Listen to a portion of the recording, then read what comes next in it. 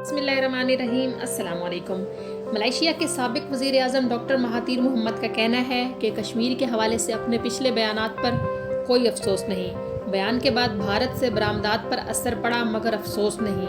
अब मुझे कश्मीर के लिए बोलने से कोई नहीं रोक सकता। मलेशिया के साबिक वज़ीर आज़म डॉक्टर महातीर मोहम्मद ने अपने बयान में कहा है कि कश्मीर में गुज़िश्ता 5 अगस्त के बाद भारतीय इक़दामात गैर कानूनी हैं और भारत का आर्टिकल 370 और 35A की मनसूखी भी गैर कानूनी इक़दाम है। डॉक्टर महातीर मोहम्मद का कहना था कि भारत के ज़ेर तसल्लुत जम्मू व कश्मीर में 9 लाख भारतीय फ़ौजी तैनात हैं, जिसकी वजह से कश्मीरी सख्त फ़ौजी मुहासरे में ज़िंदगी बसर करने पर मजबूर हैं। आलमी बरादरी मकबूजा कश्मीर में लोगों की हालत ज़ार का नोटिस ले। मलेशिया के साबिक वज़ीर आज़म ने कहा, इंसानियत के लिए आवाज़ उठाने को तरजीह दी है। अपने पिछले बयानात पर कोई अफसोस नहीं। कश्मीर पर बात करूंगा, अब किसी के बाइकाट करने की परवाह नहीं।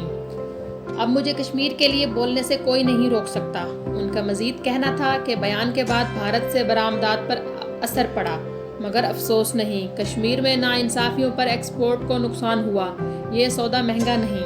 कश्मीर पर जो भी मैंने कहा उस पर माफ़ी नहीं मांगूंगा। याद रहे, पिछले साल मलेशिया के वज़ीर आज़म महातीर मोहम्मद ने अक़वाम मुत्तहिदा की जनरल असम्बली से खिताब करते हुए भारतीय जारियत से दुनिया को आगाह किया था और मज़लूम कश्मीरियों की आवाज़ बने थे। बाद में उनके इस बयान के बाद भारत ने मलेशिया पर शदीद बरहमी का इजहार करते हुए तिजारती मामलात ख़त्म करने का भी इंदिया दिया था। महातीर मोहम्मद ने अक़वाम मुत्तहिदा में तकरीर में कहा था कि भारत ने कश्मीर पर हमला करके कब्ज़ा किया हुआ है। अक़वाम मुत्तहिदा की करारदादों के बावजूद भारत ने मकबूजा कश्मीर पर कब्ज़ा किया हुआ है। उनका कहना था कि कश्मीर के मसले को पुरअमन तरीके से हल होना चाहिए। भारत को पाकिस्तान के साथ काम करना चाहिए ताकि ये मसला हल हो और अक़वाम मुत्तहिदा की करारदादों को नज़रअंदाज नहीं करना चाहिए, क्योंकि ये इक़दाम आलमी इदारे और कानून की हुक्मरानी को दीगर तरीके से नज़रअंदाज करने का बायस बनेगा।